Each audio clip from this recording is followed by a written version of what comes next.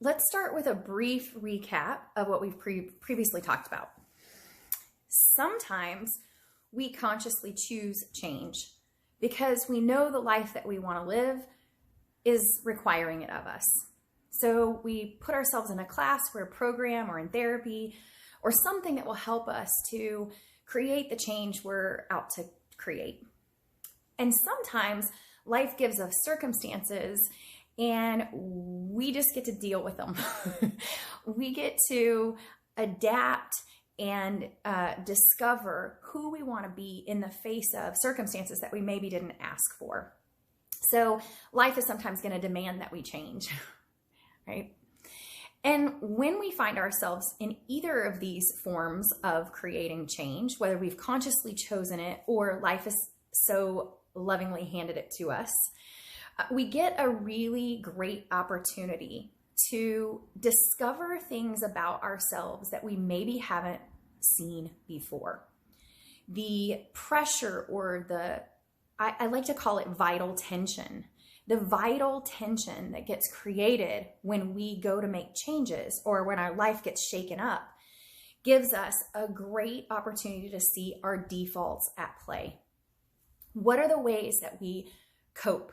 What are the strategies that we lean on to feel better or pacify ourselves or get over it, right?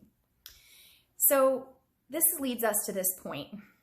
Here you are in this circumstance of change, and you're gaining some new insight into your default mechanism and how it works.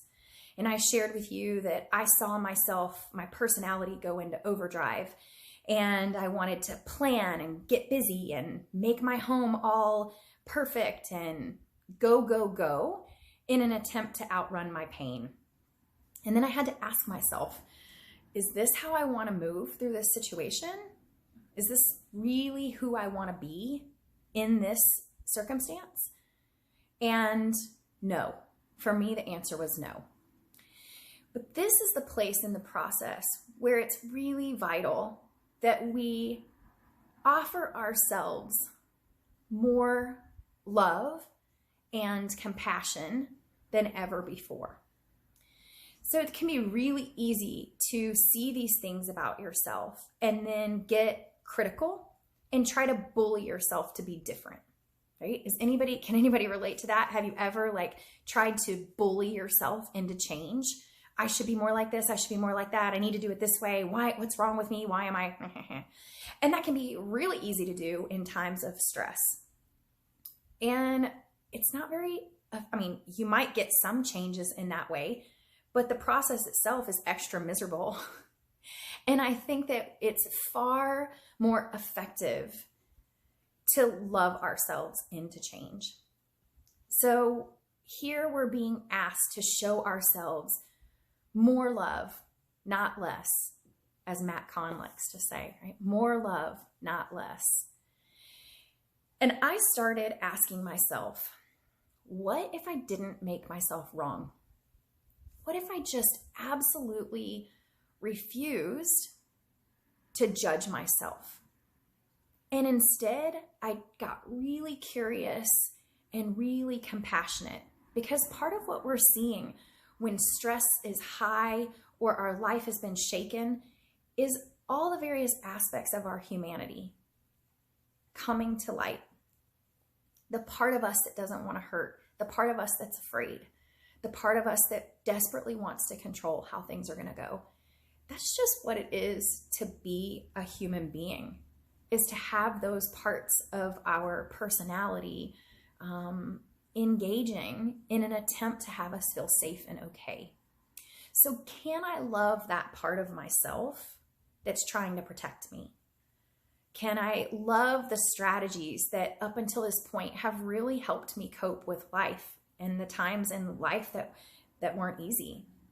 Now, I may not want to keep those strategies going forward, but I can appreciate what they've provided for me up to this point. And by doing so, I give myself more love and more compassion than ever before. What are you seeing about your defaults and how you cope with life?